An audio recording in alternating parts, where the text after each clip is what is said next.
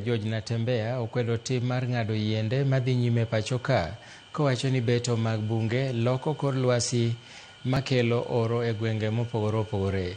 Natembeya bende olero ber mar bunge kaka yor bero alwora kaachiel kod rito kuonde ma pi wuokie koloso e kach ng'od bura ma Kiminini. Natembeya ne dwaro mondo mi jatend piny William Ruto odonjre wachno machungo ng'eto mar yiende e bunge mag piny owacho.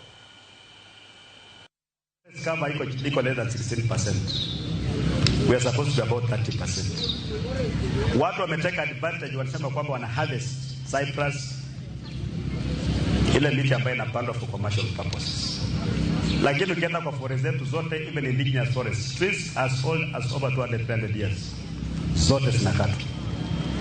Wanakata miti na wapande miti. Nyinyi mnaona mwaka huu vile tumekuwa na challenge ya mambo ya mvua. Hata hapa Kimini nimevuna mahindi kidogo. Sehemu zingine kule kama kule kuanza Saboti, Endebess, mwaka huu watu hawajavuna mahindi. Sababu hajakuwa na mvua. Na mvua inatoka kwa hizi miti. So Mr. President, wacha kuharibu misitu ya Kenya. Because wewe you are the one who gave a blanket amnesty kwamba watu wakate miti. And wana harvest mature trees. They are harvesting even young trees.